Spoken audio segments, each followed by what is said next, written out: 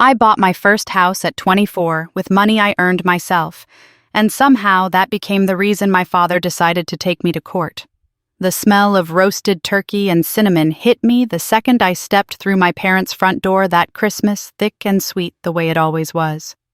The house looked exactly the same as it had every year of my childhood, matching wreath on the door, white lights along the banister, the dining table set with the good plates. No one was allowed to touch any other time of year. From the outside, it was the picture of stability. Inside, I could already feel the tension humming beneath the surface, quiet but relentless. I remember pausing in the entryway longer than necessary, my coat still on, my keys clenched in my hand, wondering why I felt like I was walking into a job interview instead of a family dinner. I had driven myself, parked my car at the curb, and sat there for a full minute before coming in, breathing slowly, reminding myself I was an adult. I paid my own bills. I had my own place. I didn't owe anyone an explanation anymore. I was wrong about that. I had supported myself since I was 16. I worked my first job after school stocking shelves and never stopped working after that.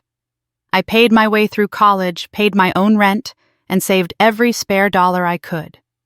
When I finally bought my house, a modest place in a quiet neighborhood, it felt like the first thing in my life that was fully, unquestionably mine.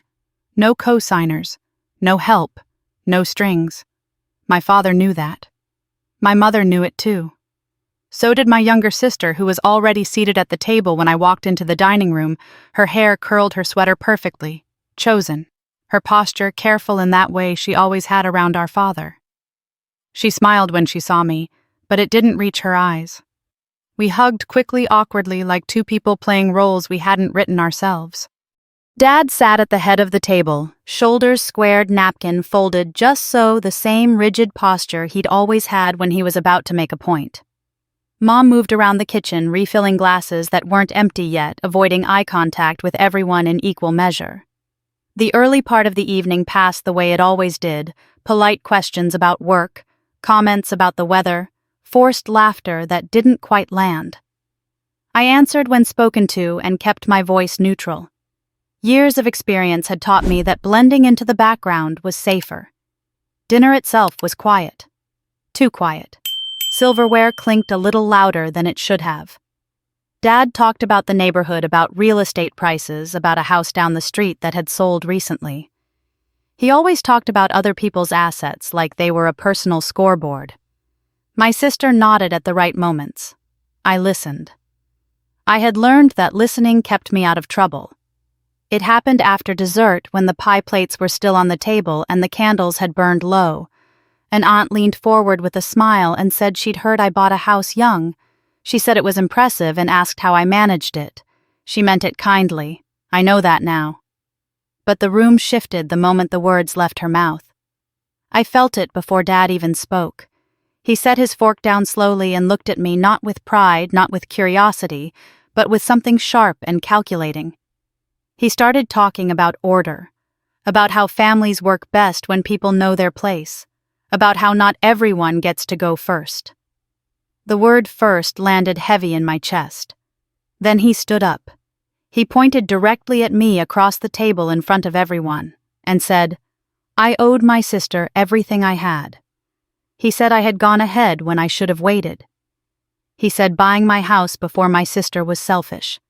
He said I had ruined her chances by prioritizing myself. He said I had taken something that was never meant to be mine alone. The room went silent in that suffocating way where you can hear your own heartbeat in your ears. No one defended me. No one even asked him to stop. My mother stared at the table. My sister didn't look up. Someone shifted in their chair. A spoon scraped against a plate. That was it. I didn't argue. I didn't raise my voice. There was nothing I could say that would have mattered in that moment. I felt something close inside me, like a door finally locking after years of being left ajar. I pushed my chair back, told my mother I was leaving, and walked out into the cold night air without looking back. The drive home felt longer than it should have. Every red light felt personal. When I pulled into my driveway, I sat in my car for a while with the engine off, staring at the dark outline of my house. This place was mine. Every wall, every floorboard existed because I had worked for it. I unlocked the door, stepped inside, and let the silence wrap around me. It was the first time that night I could breathe. I replayed my father's words over and over, trying to make sense of them. Owed, ruined, everything you have. As if my life were a resource meant to be redistributed. As if my independence were a violation instead of an achievement. What hurt most wasn't the accusation itself. It was the realization beneath it. My success was not something to be celebrated. It was something to be controlled. That night, I didn't sleep much. I lay in bed listening to the hum of the heater, staring at the ceiling, thinking about all the times I had been told I was fine on my own. Strong, capable, reliable. I finally understood what those words had meant to him. Permission to give me less. Permission to expect more. By morning, my phone was quiet.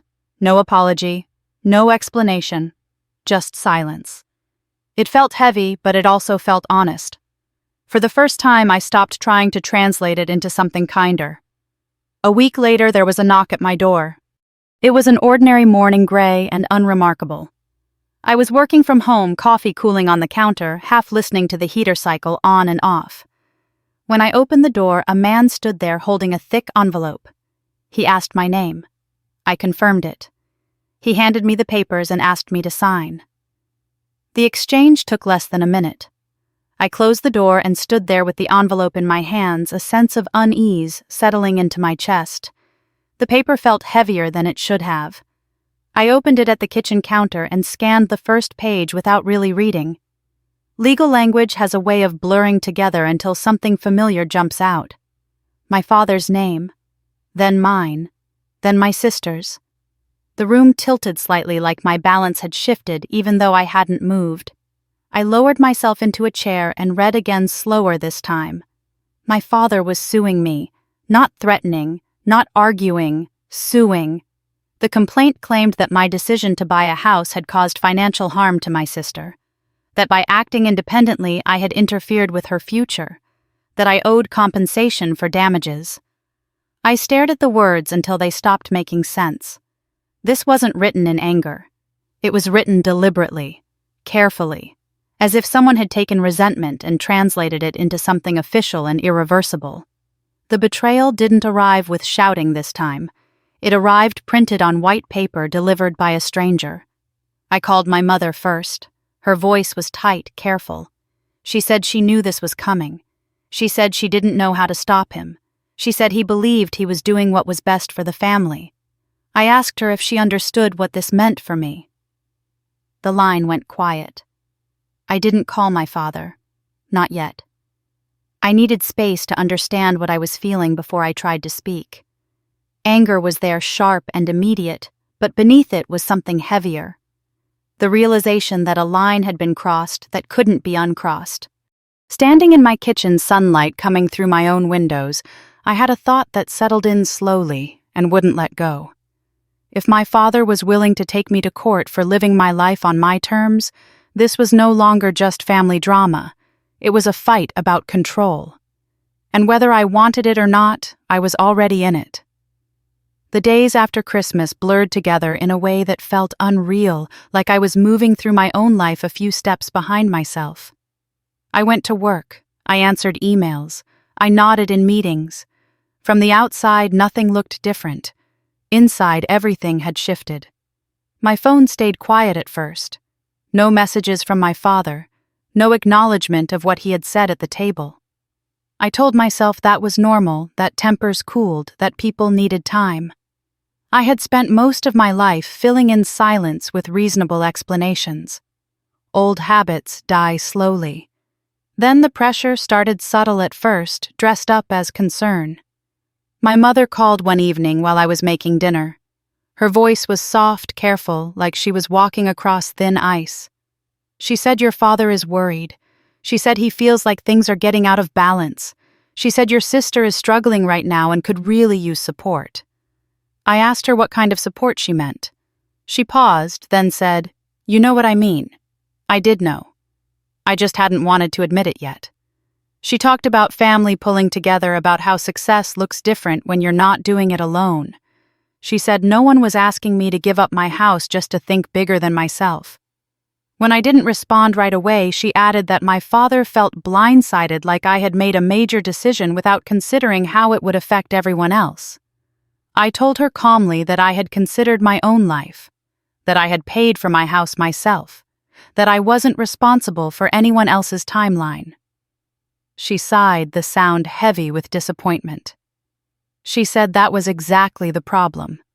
After that call, I sat at my kitchen table for a long time, staring at the wall, trying to name the feeling settling into my chest. It wasn't guilt. It wasn't anger yet. It was the slow understanding that this wasn't about money or housing or even my sister. It was about permission. And I had taken it without asking. My sister texted a few days later. Her messages were short, cautious. She said, "Dad is upset. She said he feels like you left her behind. She said she didn't want things to be like this between us. I asked her directly if she believed I owed her a house." There was a long pause before she replied. She said she thought we were supposed to help each other. She said she assumed that once I was stable, I would step in. She said Dad had talked about it for years, about how families made sacrifices so no one fell too far behind. Reading her words, I felt a strange mix of sadness and clarity. This idea hadn't appeared overnight. It had been planted long ago, watered quietly, allowed to grow unchecked. I told her I loved her, but I had never agreed to that. I told her my stability wasn't a resource to be redistributed. I told her I wasn't punishing her by saying no. She didn't respond. The silence after that felt different, heavier, more intentional. A few days later, my father called. He didn't raise his voice. He didn't accuse. He spoke the way he always did when he believed he was being reasonable. He said he was disappointed. He said he hadn't raised me to be selfish. He said buying a house without considering my sister showed a lack of loyalty. I reminded him that I had supported myself since I was a teenager, that I had never taken a cent from him, that my house was paid for with my own savings. He said that wasn't the point. He said I had benefited from stability he provided. He said my independence didn't happen in a vacuum. He said the least I could do was help level the playing field. I asked him what exactly he expected me to do. He said I should either help my sister buy a place or sell mine and wait until she caught up. He said it calmly, as if these were equally reasonable options. Something inside me went still. I told him no, not loudly, not dramatically, just no. There was a pause on the line, the kind that stretches too long to be comfortable. When he spoke again, his voice had changed, sharper, colder. He said I was making a mistake. He said I was forcing his hand. He said families had ways of correcting imbalances when people refused to do the right thing voluntarily. I asked him what that meant. He said I would find out. After that call, I sat in my living room with the lights off, listening to the hum of the refrigerator replaying his words, forcing my hand, correcting imbalances. The language wasn't emotional. It was strategic. It sounded like something he had rehearsed. The next week, invitations stopped coming. A cousin's birthday dinner happened without me. A family brunch was planned and canceled at the last minute when I said I couldn't make it. My name began to disappear from group texts. It was quiet, deliberate, and unmistakable. My mother sent messages filled with small updates as if nothing were wrong. Your aunt says hello. Your sister started a new program. Your father is stressed about work. None of them acknowledged the fracture running through everything. At night, I lay awake thinking about my childhood, about how early this pattern had been set, how my sister's needs were always urgent, always central, how my self-sufficiency had been treated as convenience. I had been praised for being easy, for not needing much, for figuring things out on my own. I finally understood the cost of that praise. The envelope arrived on a Tuesday morning. I was in the middle of answering emails when the doorbell rang. I assumed it was a delivery. I signed without looking, thanked the man, and closed the door. It wasn't until I felt the weight of the envelope in my hands that something in my stomach tightened. I opened it at the kitchen counter. The words took a moment to register. Jurisdiction, plaintiff, defendant, damages. My father was suing me. My sister's name was listed alongside his. I read the complaint twice, then a third time slower. It accused me of causing financial harm by refusing to support my sister. It claimed my independent actions disrupted family stability. It framed my refusal as negligence, my success as excess. I lowered myself into a chair as my hands began to shake. Not violently, but enough that I had to press them flat against the table to steady them. This wasn't an argument anymore. This was a declaration. I called my mother immediately. Her voice sounded strained, like she had been waiting for the call. She said she hoped it wouldn't go this far. She said your father feels like he has no choice. She said he's trying to protect your sister's future. I asked her if she understood that he was dragging me into court. She said she didn't know what else to do. I ended the call before my voice could betray me. I didn't call my father. Not that day. I needed to sit with the reality of what had just happened. The betrayal wasn't loud. It was formal, typed, filed, backed by the authority of the legal system. I thought about the Christmas table, about his finger pointed at me, about the certainty in his voice. That outburst hadn't been emotional. It had been preparatory. By evening, the shock began to harden into something else. Not rage. Clarity. I searched for attorneys. I made calls. I took notes. I asked questions. With every step, a strange calm settled over me. I realized I had been preparing for this my entire life without knowing it. That night, I spread the papers across my table and read them again, not as a daughter hoping for understanding, but as a woman preparing to defend herself. For the first time, I stopped asking why he would do this. The better question was how far he was willing to go. And now I knew the answer. The first meeting with the attorney didn't feel dramatic. There was no cinematic tension, no raised voices, no moment where I broke down and cried across a polished desk. It was quiet, professional, and disarmingly ordinary, which somehow made everything feel more real. His office was small and neutral, the kind of place designed to make nothing personal. Beige walls, a framed diploma, a stack of neatly organized files on the corner of his desk. He shook my hand, asked me to sit, and waited while I placed the envelope on the table between us, like something fragile. He read in silence for a long time. I watched his face instead of the papers, searching for a reaction. There wasn't much to see. He didn't frown or shake his head. He just kept reading occasionally, making a note in the margin with a pen that clicked softly each time he pressed it. When he finally looked up, he didn't ask how I was feeling. He asked when I started working. 16, I said. Did you receive financial support from your parents after that? No. Did your father ever co-sign a loan, pay your rent, cover tuition, help with a down payment? No, not once. He nodded and wrote something down. As the questions continued, a pattern emerged that surprised even me.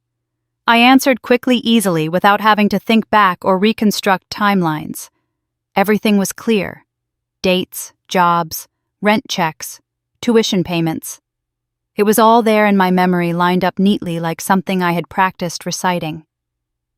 At one point, he leaned back in his chair and studied me for a moment. Most people hesitate when I ask those questions, he said. They remember things differently once money gets involved. I didn't know what to say to that, so I stayed quiet. He explained that legally the case was weak. There was no contract, no agreement, no shared assets. No legal obligation for one adult sibling to delay their life or fund another's, but he was careful not to sound reassuring too quickly. Family cases get messy, he said. Not because the law is unclear, but because emotions are. Judges are human. They listen for patterns. Patterns, I repeated. He nodded. Patterns matter more than intentions, especially when someone claims harm. When I left his office that day, I didn't feel relieved. I felt focused. The kind of focus that comes when a situation finally makes sense, even if it's painful. That evening, I pulled out an old storage box from the back of my closet. It was one of those plastic bins I'd packed when I moved, filled with things I hadn't looked at in years. Old notebooks, receipts, folders I hadn't had the heart to throw away. I sat on the floor and opened it slowly. The first thing I found was a stack of pay stubs from my first job. The paper was thin, yellowed at the edges. Seeing my name printed there, dated so many years back, made my chest tighten. I remembered the smell of that grocery store, the buzzing fluorescent lights, the way my feet used to ache after long shifts. I hadn't saved those stubs on purpose. I'd just never thrown them out. As the hours passed, the living room floor filled with pieces of my past. Bank statements, tax returns, lease agreements, everything organized by year almost instinctively. Each document unlocked a memory: late nights, missed birthdays, saying no to trips because I needed the hours. At the time, those choices had felt lonely, necessary. I told myself I was just doing what had to be done. Looking at them now, I saw something different. I saw consistency. I realized I had never borrowed money from my parents because I never wanted to owe them, even when things were tight, even when it would have been easier. I had learned early that help came with expectations, and expectations always came with conditions. I worked through the night, stopping only when my eyes burned and my back ached from sitting on the floor.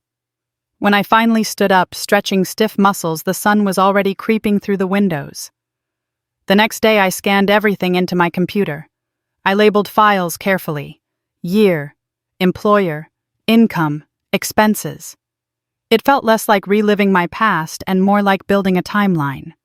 Proof that my life hadn't happened by accident. While I worked, my phone buzzed occasionally. Messages from my mother, light and non-committal. "Hope you're okay. Your sister has been quiet lately. Your father is under a lot of stress." I didn't respond. That silence felt uncomfortable at first. My instinct was always to smooth things over, to reassure, to make myself smaller so everyone else could breathe easier. Letting the messages sit unread felt like breaking a rule I had followed my entire life. But the longer I stayed quiet, the steadier I felt. A few days later, my sister called. Her voice sounded tired, less guarded than before. She said Dad had been pacing around the house talking about strategy and principles about how this was being blown out of proportion. She said Mom was pretending nothing was wrong, burying herself in chores. Then she said something that surprised me. She said she felt like she had failed him. I stopped her immediately. I told her this wasn't about her performance, that no amount of success would have ever been enough, that this was about control, not outcome. She went quiet on the other end of the line. I asked her if she wanted this lawsuit. She didn't answer directly. She said Dad believed it was necessary. She said he thought I would come around once I understood the seriousness of the situation. I told her gently that I understood it perfectly. After we hung up, I stared at my phone for a long time. For the first time, I saw my sister clearly, not as the favored one or the beneficiary of his attention, but as someone who had grown up under a weight she never chose. The difference was that when the pressure broke, it fell on me. I didn't reach out again. The following week, I met with the attorney a second time. This time I came prepared. I laid out my documents in neat stacks across his desk. He flipped through them slowly, his eyebrows lifting slightly as he went. "You've been independent longer than most people your age," he said, "and you can prove it." There was no triumph in his voice, just acknowledgement. He explained what the next steps would look like. Filings, responses, a timeline that stretched longer than I liked. He warned me that family cases had a way of bleeding into everything, that I might hear from relatives, that people might try to pressure me into settling. I nodded. I had already felt the edges of that pressure. When I left his office, the air felt different. Not lighter, clearer. That night I sat on my couch, surrounded by stacks of paper, and closed my eyes. I thought about how often my independence had been used as an excuse to overlook me. How being capable had made me expendable. I had mistaken endurance for virtue for so long. Now I saw it differently. Independence hadn't been rebellion. It had been insurance. Every shift I worked, every dollar I saved, every time I said no when it would have been easier to say yes. I hadn't known what I was protecting myself from. I just knew I needed to. My phone buzzed once more. A short message from my father. "Have you received the papers? No apology, no explanation, just confirmation." I stared at the screen, my thumb hovering over the keyboard. The old reflex kicked in, urging me to respond, to engage, to explain myself. Instead, I locked my phone and placed it face down on the table. For the first time, I understood something with complete clarity. They thought I had nothing because I never asked for anything. They were wrong. And I was done explaining why. The weeks leading up to the hearing moved with a strange, uneven rhythm, as if time itself couldn't decide whether to rush or drag its feet. On paper, everything was orderly, deadlines were set, documents were filed, dates were confirmed. In my body, nothing felt settled. Every morning I woke up before my alarm, not in a panic, but with my heart already alert, as if it had been running ahead of me all night. I would lie there in the dim light, staring at the ceiling, listening to the quiet hum of the house, reminding myself where I was. My house. My life. My choices. Then the thoughts would come anyway. What if the judge saw this as a family disagreement instead of what it really was? What if my father's confidence carried more weight than my paperwork? What if all the years I had spent being responsible, invisible, easy to manage, somehow worked against me now? I learned quickly that fear doesn't always shout. Sometimes it whispers in practical questions that sound reasonable until you follow them too far. I stayed busy on purpose. Work during the day, organizing documents at night, running errands that didn't need to be run, folding laundry that was already clean. Movement helped keep the thoughts from settling too deeply. People around me started to notice something was off. A coworker asked if I was okay, then immediately apologized for asking, as if she had crossed an invisible line. A neighbor offered to take in a package for me so I wouldn't have to answer the door if someone unexpected showed up. Even small kindnesses felt heavier than usual, weighted with unspoken concern. At home, my living room began to resemble an archive. File folders lined the coffee table. Envelopes were stacked neatly by year. Old notebooks sat open on the floor margins, filled with careful calculations I had made in college. Rent, utilities, groceries, gas. Tuition payments broken down month by month. Looking at it all laid out, I felt a dull ache in my chest. At the time, those notes had felt like survival, a way to make sure I didn't fall behind. Now they looked like proof, a timeline of endurance I hadn't known I was building. One evening, while sorting through a box I hadn't opened in years, I found a card my father had given me after a job promotion. It was simple. No message beyond congratulations, and my name written in his familiar handwriting. I remembered how much that small acknowledgement had meant to me at the time. How little it had taken to make me feel seen. I held the card for a long moment, then placed it back in the box and closed the lid.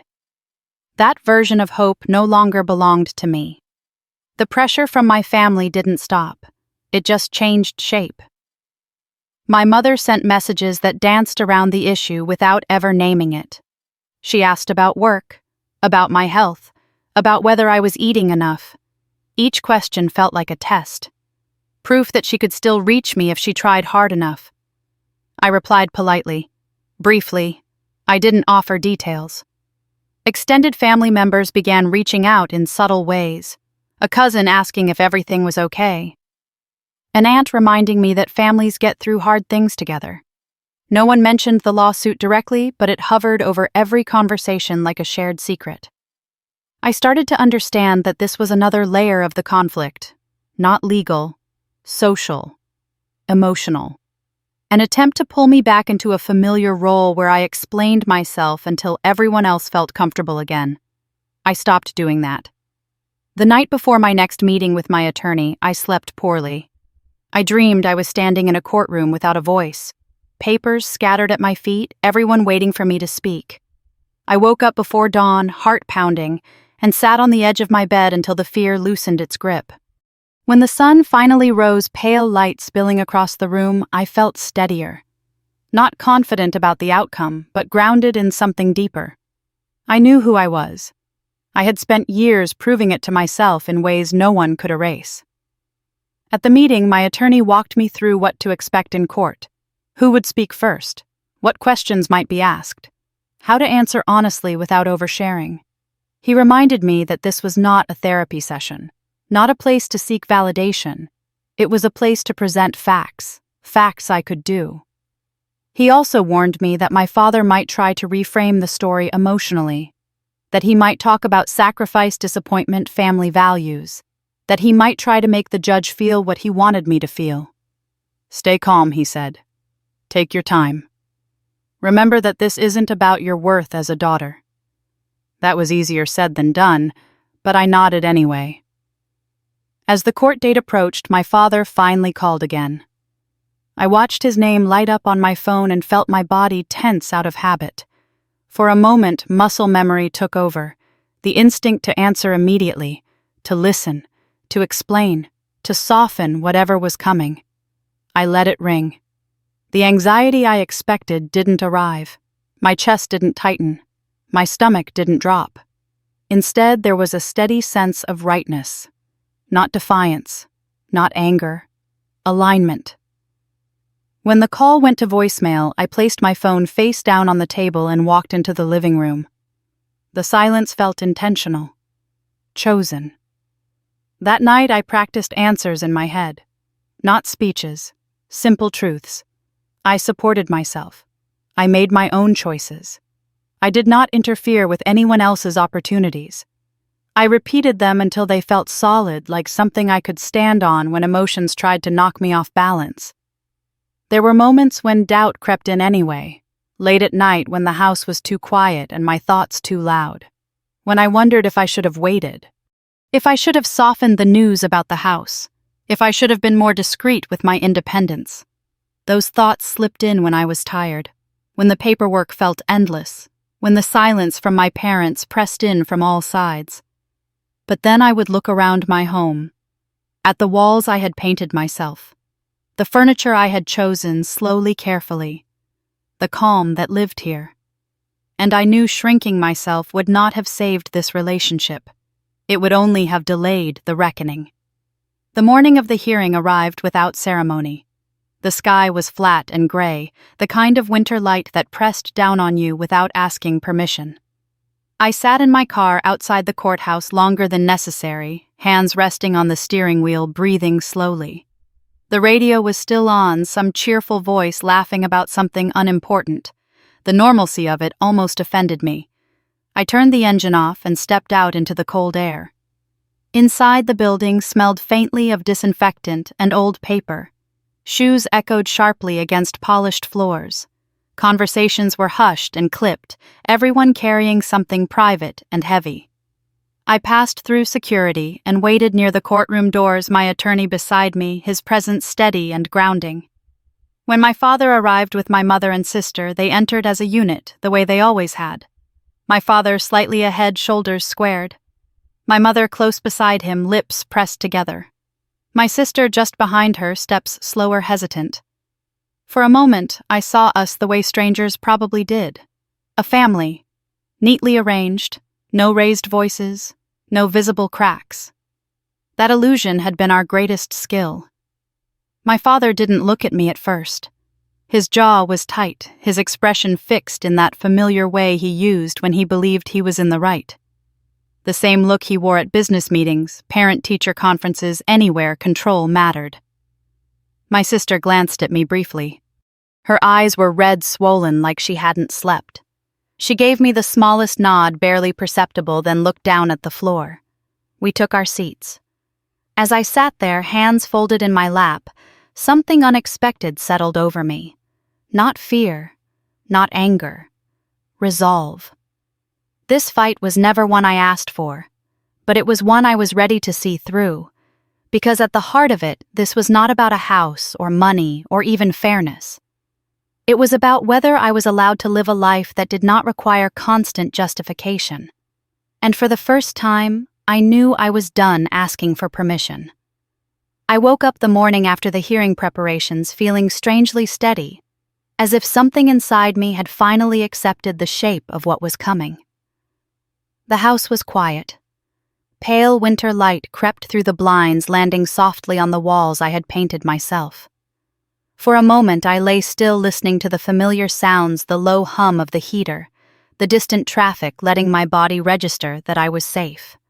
Still here, still standing. I got up, showered, dressed, made coffee. The routine mattered. It reminded me that my life had not stopped just because my father had decided to turn it into a legal argument. I didn't rush. I didn't check my phone right away. I moved through the morning, deliberately grounding myself in small, ordinary actions. When I finally sat at the kitchen table, I opened my laptop and pulled up the growing folder of documents. It had become a quiet companion over the past weeks. Not something that scared me anymore, but something solid. Proof I could return to whenever doubt tried to creep back in. The first legal consultation replayed in my mind as I organized files. The way the attorney's questions had cut straight through emotion and landed on facts. When did you start working? How were your expenses paid? What support did you receive? At the time, answering had felt almost too easy. Now I understood why. My life had been built in a straight line, not because it was easy, but because it had to be. That afternoon I went through everything again. Not because I needed to, but because I wanted to see it clearly. Pay stubs from high school jobs, bank statements showing steady deposits and careful withdrawals, lease agreements from apartments I had outgrown one paycheck at a time. Tax returns filed early every year, afraid of penalties I couldn't afford. Each document carried a memory. Standing on my feet for 8 hours after class, saying no to trips, dinners, anything that cost more than I could spare. Watching friends rely on parents for safety nets I never had. At the time, I told myself I didn't need help. Looking back, I saw something else. I had learned not to expect it. I remembered nights in my early 20s when my bank balance dipped dangerously low and I still didn't call home. Not out of pride exactly, but out of caution. Help always came with commentary, advice that sounded like obligation, expectations that quietly rewrote the terms of your life. By the time the sun dipped low and shadows stretched across the floor, my documents were neatly organized, labeled, and backed up. I leaned back in my chair and closed my eyes, letting the weight of it all settle. For years, my independence had been treated like a personality trait. Convenient, useful, something that made me easy to manage. Now it looked like something else entirely. It looked like preparation. The attorney had said judges rule on patterns.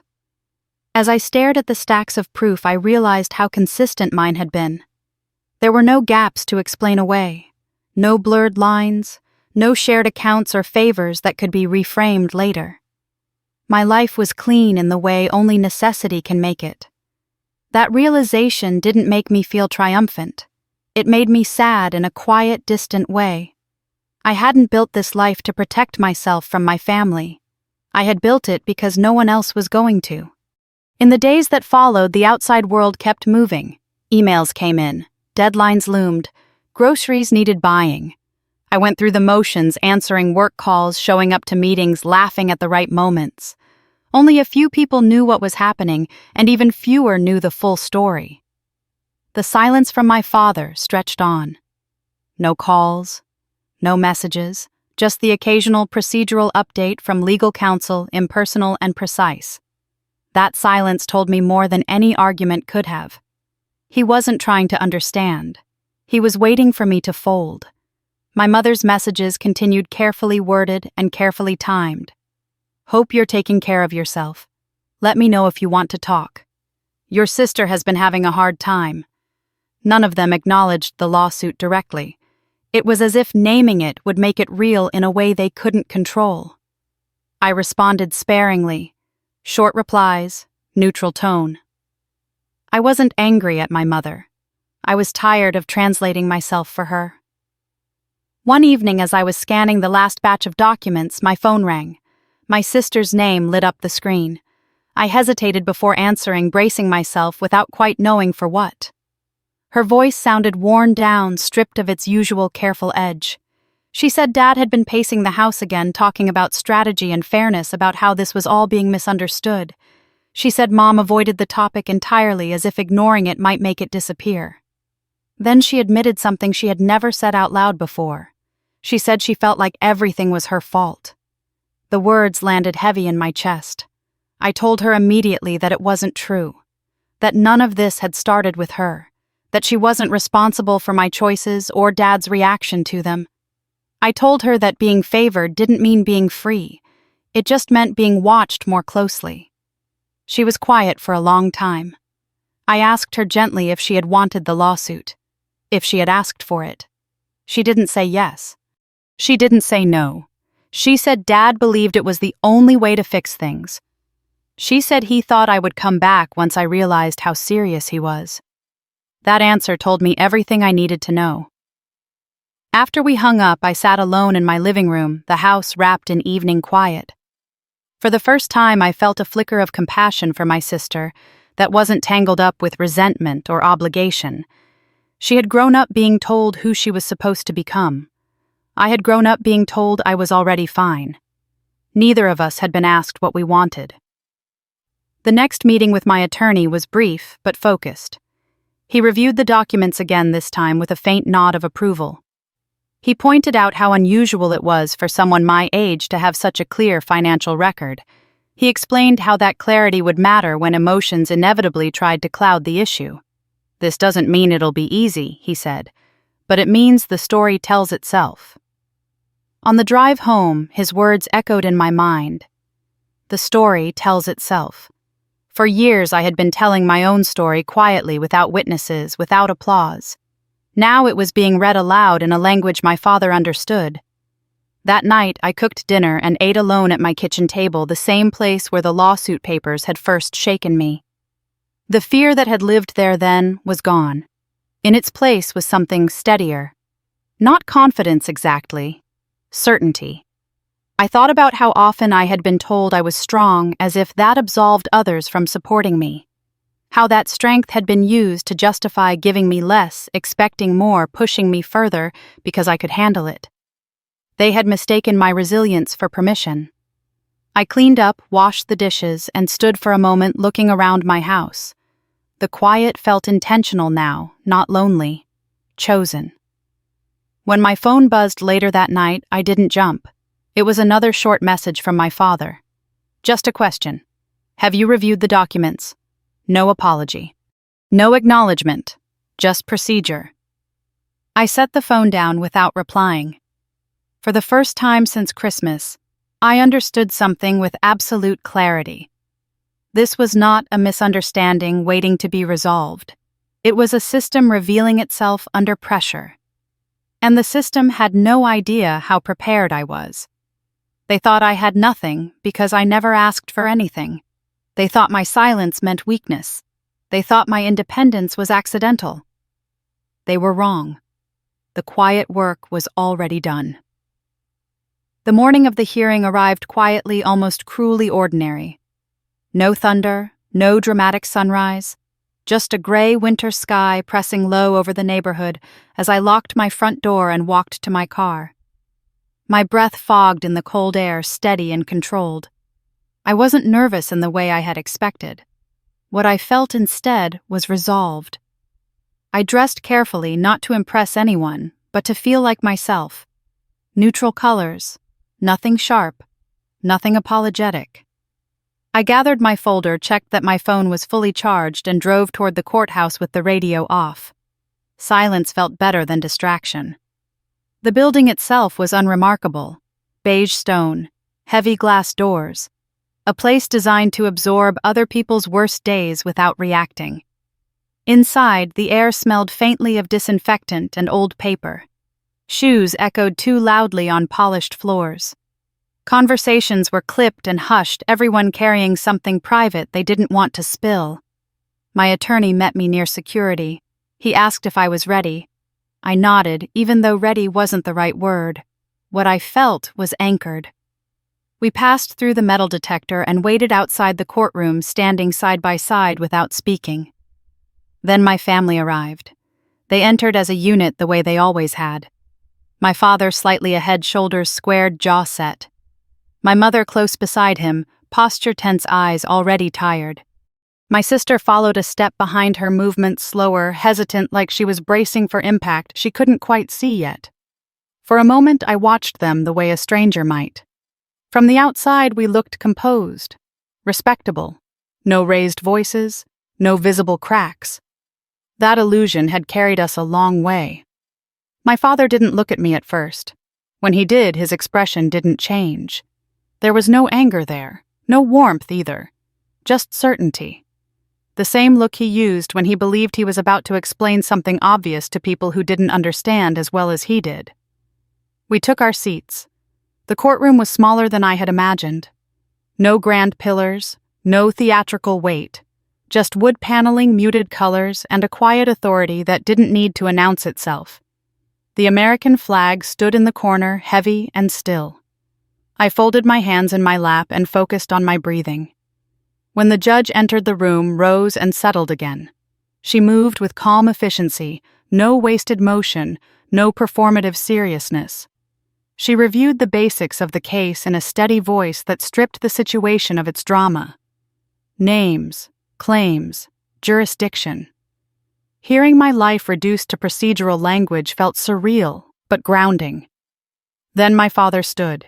He cleared his throat, adjusted his jacket, and planted his feet as if grounding himself. When he began to speak, his voice carried the practiced confidence of someone used to being listened to. He talked about family values, about fairness, about how siblings should move forward together, not leave each other behind. He said my decision to buy a house before my sister had disrupted the family plan. He said it created imbalance. He said it sent the wrong message. Not just to her, but to everyone. He framed my independence as excess, my timing as reckless.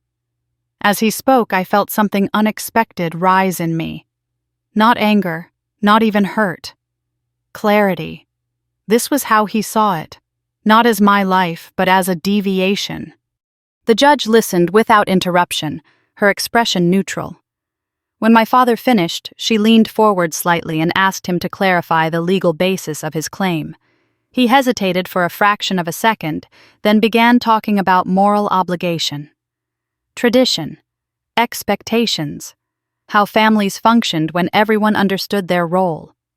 She let him speak, then asked if there was any written agreement between us, any contract, any documentation that I had agreed to delay my life until my sister reached the same milestones.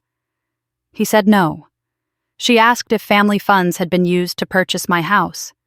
He admitted they had not, but added quickly that my success was built on the stable environment my parents had provided. The judge raised one eyebrow almost imperceptibly. She asked how that stability had been distributed between his two daughters. My father launched into an explanation of my sister's path, her potential, the resources invested in her, the belief that she would go far. He talked about camps, programs, opportunities that required patience and support. He framed it as strategic, necessary. The word investment was never spoken, but it hung in the air all the same. When my attorney spoke, his tone was calm and precise. He didn't argue emotion with emotion. He reframed the issue entirely. Adult autonomy, financial independence, the absence of any legal obligation. He referenced documentation without dramatizing it. Facts laid out cleanly, one after another. Emotion sounded convincing until facts entered the room. The judge asked whether my sister had personally requested this action, whether she had initiated the claim or understood its implications. My father answered for her, explaining her struggles, her position, her need for guidance. The judge looked past him. My sister didn't speak. She kept her eyes down, hands clasped tightly in her lap. The silence around her felt heavy, complicated. I didn't look at her. Not because I didn't care, but because I understood something then that I hadn't before. silence too could be imposed. As the questioning continued, the focus shifted. Slowly, deliberately, away from feelings, away from disappointment, toward boundaries. The judge asked my father whether he believed his role as a parent included controlling the financial decisions of his adult children in order to fulfill his own expectations. The question landed in the room with a weight no one could ignore. My father opened his mouth, then closed it. That pause said more than any answer. I felt my shoulders relax slightly, not in relief, but in recognition. This was no longer about whether I was right or wrong. It was about whether authority could extend where it no longer belonged. As the exchange continued, I realized something else. I wasn't the one on trial. Not really. My worth wasn't being measured. My choices weren't being weighed against anyone else's. The system was testing his claim, not my life. That realization brought a quiet release I hadn't known I was holding on to. For years I had lived as if I needed to justify moving forward, as if my independence required explanation. Sitting there listening to the law ask questions that had never been asked in my family, I felt something shift permanently. When the judge finally called for a brief recess before continuing, everyone stood. My legs trembled slightly beneath me, not from fear, but from the release of tension. I remained seated for a moment, hands resting on the bench, grounding myself in the solidness of the wood. No matter what happened next, something fundamental had already changed. The illusion that had governed my family for decades had been named, examined, and found wanting. And for the first time in my life, that crack didn't feel like failure. It felt like freedom beginning to take shape. The recess stretched longer than I expected, not because of any announcement or delay, but because time felt heavier when no one was speaking. I stayed seated after everyone else stood, my hands resting on the wooden bench beneath me, grounding myself in something solid. The courtroom hummed softly with the sound of people shifting, whispering, breathing. Fluorescent lights buzzed overhead, indifferent to the weight settling in the room. I watched my father pace near the back wall, his movements controlled but restless. He kept checking his watch, adjusting his jacket, scanning the room as if searching for something he had misplaced. My mother sat rigidly beside him, her purse clutched in both hands, eyes fixed on a spot just past the floor. My sister remained very still, her shoulders slightly hunched, as if trying to take up less space than she already did. For the first time, I noticed how tired she looked. Not the kind of tired that comes from a bad night's sleep, but the deeper kind. The kind that settles into the bones when expectations have been pressing down for years with no place to go. Seeing it cracked something open inside me, not in a way that demanded action, but in a way that brought understanding without obligation. The bailiff called us back to order, his voice neutral, almost bored, as if this were just another case on an endless list. Chairs scraped softly against the floor as people stood and sat again. Every small sound felt amplified now, a cough, a rustle of paper, my own heartbeat. The judge returned without ceremony and took her seat. She adjusted the stack of papers in front of her and looked out over the room, her gaze moving slowly, deliberately, from one side to the other. When her eyes passed over me, they didn't linger, but there was no coldness there either. Just focus. She began by summarizing the case in plain language. No drama, no embellishment. She spoke about the claim that my purchase of a home had harmed my sister's future prospects, about the argument centered on family order and moral obligation. Hearing those words spoken aloud in such a calm, professional tone stripped them of the emotional weight they had carried in my head. Without anger or disappointment attached to them, they sounded thin. She paused and looked at my father. She asked him to explain in his own words why he believed my actions constituted harm. He stood again, more slowly this time. His confidence hadn't disappeared, but it had shifted. There was an edge to it now, a defensiveness he hadn't been able to mask before. He talked about sacrifice, about everything he and my mother had done for us, about long nights and hard choices. He said families owed each other loyalty, that no one succeeded alone. As he spoke, his language slipped.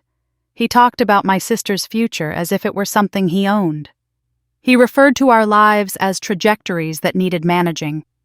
He described my independence not as a personal achievement, but as a deviation from a plan. I realized then that he wasn't trying to convince the judge. He was trying to convince himself. The judge listened, her expression unreadable. When he finished, she asked a single question that cut through everything else he had said. She asked whether he believed his role as a parent included the right to control the financial decisions of his adult children in order to fulfill his own expectations for their lives. The room went very still. My father opened his mouth, then closed it. He shifted his weight, cleared his throat, and began to answer, but the words didn't come together the way they had before. He spoke about guidance, about influence, about responsibility. He didn't say yes.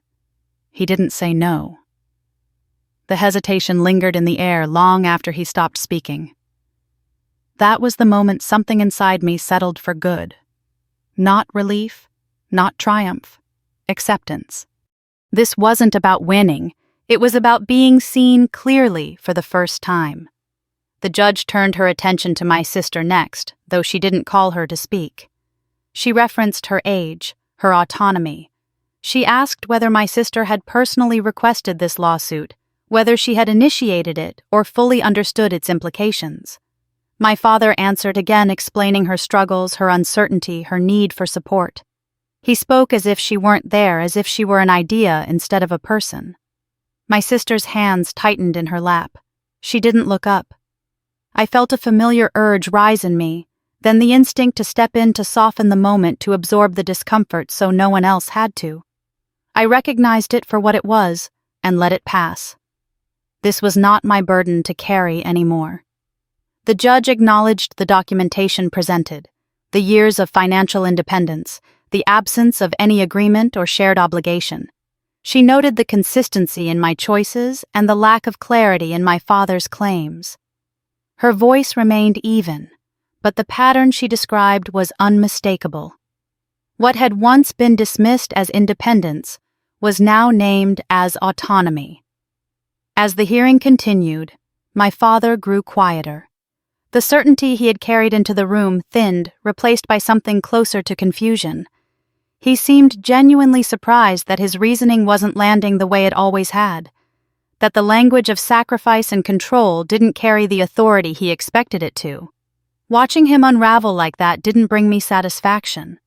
It brought me grief, not for what was happening now, but for the years I had spent trying to fit into a system that was never designed to recognize me unless I stayed small. I thought about all the times I had explained myself, justified my choices, apologized for wanting more. I saw how unnecessary it had all been.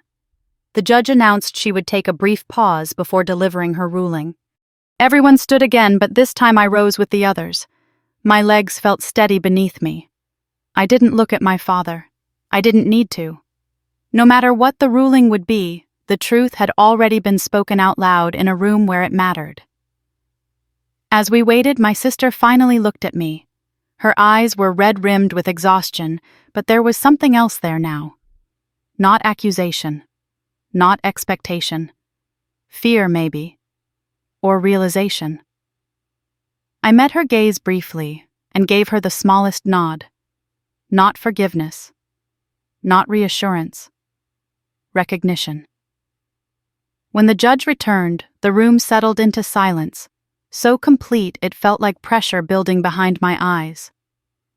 She took her seat, adjusted her papers, and looked out over us once more. For a moment, old habits whispered in my ear. Brace yourself. Don't expect too much. Disappointment is safer. I ignored them. Whatever happened next, the version of me who needed permission had already left the room. The bailiff called the court back to order. The judge inhaled slowly, deliberately, as if weighing the air itself. I folded my hands in front of me and waited, not with fear, but with a quiet certainty I had never felt before. This was the end of something. Even before the verdict was spoken, I knew that nothing could be put back the way it was. and for the first time that thought didn't terrify me. It steadied me. The judge didn't raise her voice when she spoke. She didn't pause for effect or glance around the room to measure the tension. She simply looked down at the papers in front of her, then up at us, and said the two words that ended everything. Case dismissed. For a moment, my brain didn't process the sound. The words floated in the air, calm and unadorned, as if they belonged to another case entirely. It took a few seconds for their meaning to settle into my body, to loosen the tightness in my chest I hadn't realized was still there. The judge continued speaking, her tone steady, almost instructional. She explained that the court did not exist to enforce moral expectations within families. That disappointment, however deeply felt, did not constitute legal harm. That adult children were not financial extensions of their parents' plans, and autonomy was not an act of aggression. She said the legal system could not be used as a tool to coerce obedience. Each sentence landed with quiet finality. There was no argument left to make, no angle left to pursue. The ruling wasn't emotional. It was principled, and that more than anything made it undeniable. I glanced at my father, then, not out of habit but curiosity. His posture had changed. The rigid confidence he had carried into the courtroom was gone, replaced by something slack and unfocused. His shoulders sagged slightly, his hands resting flat on the table, as if he needed the support. He didn't look at me. He stared straight ahead, jaw clenched, eyes distant. For the first time in my life, he had nothing to say. My mother gathered her purse with trembling hands, her movements small and contained. She still didn't look at me. Not then. Maybe not ever. I understood that now in a way I hadn't before. Avoidance had always been her survival strategy. Today was no different. My sister sat very still. Her face was pale. Her expression caught somewhere between relief and fear. Relief that the pressure had lifted. Fear of what came next, now that the structure she had been living inside had collapsed. She glanced at me briefly, then away, as if unsure what was allowed now. The bailiff announced the end of the session. Chairs scraped softly against the floor. Conversations resumed in low murmurs. People gathered their belongings, already moving on to whatever came next for them. Just another case. Another file closed. For me, it was the end of a role I had played my entire life. My attorney leaned toward me and murmured congratulations. I nodded, but the word didn't quite fit. Congratulations implied celebration. What I felt was something deeper and quieter. Validation. Not of my pain, but of my right to exist without constant justification. We walked out together, but once we reached the courthouse steps, I stopped. Cold air hit my face, sharp and grounding. I took a deep breath and felt how easy it was to fill my lungs now. How long had it been since breathing felt this uncomplicated? Behind me I heard footsteps. My family passed by without a word. My father walked slightly ahead, his pace slower than usual. My sister lagged behind him, hesitating for a fraction of a second as she passed me. Our eyes met. There was no accusation there, just uncertainty. I didn't chase it. I watched them disappear into the crowd until they were gone. There was a moment of grief then. Not sudden, not overwhelming. Just a quiet ache for the family I had spent years hoping for. The one where success wasn't seen as disruption. Where independence wasn't treated like betrayal. Where love didn't come with conditions and expectations attached. I let that grief exist without trying to fix it. Then I turned and walked the other way. That evening when I returned home, the house felt unchanged and entirely new at the same time. The familiar creak of the floor near the entryway, the soft glow of the lamp in the living room, the steady hum of appliances doing exactly what they were meant to do. Nothing in this space asked me to explain myself. I set my bag down, poured a glass of water, and stood at the kitchen counter for a long moment, hands steady. My phone buzzed once on the table. An unknown number. I didn't check it. I didn't need to. The hardest part of this battle hadn't been the lawsuit. It had been accepting that justice doesn't always come with reconciliation. That sometimes the most honest ending is the one where nothing is repaired, but everything is clarified. I no longer needed my father to understand me. I no longer needed my mother to speak up. I no longer needed my sister to choose differently for me to choose myself. The court had closed the case. I had closed something much older. In the days that followed, life resumed its rhythm. Work meetings, grocery runs, quiet mornings with coffee and light spilling across my kitchen floor. People asked how court went, and I answered simply, "It's over." That was all I needed to say. At night I slept deeply. No replaying conversations, no rehearsing arguments, no bracing for the next demand. The silence in my home felt earned, not empty. I thought about how often I had been praised for being strong, for not needing much, for figuring things out on my own. I finally understood what that praise had cost me, and what it had given me. Strength isn't meant to be exploited. Independence isn't betrayal. And fairness doesn't mean waiting for permission to live. If you're listening to this and something in it feels familiar, you're not alone. Many of us grow up believing our worth is measured by how much we can carry without complaint. Stories like this aren't about winning in court. They're about reclaiming dignity. If this story resonated with you, I'd love to hear where you're listening from or what part of it stayed with you the longest. Your experiences matter, and sometimes sharing them is the first step toward clarity. And if you want to keep hearing stories about quiet strength boundaries and finding peace without losing yourself, consider staying with this channel. Subscribe. Come back and join a community that believes justice doesn't have to be loud to be real. Some endings don't come with applause, they come with peace. And that I've learned is more than enough.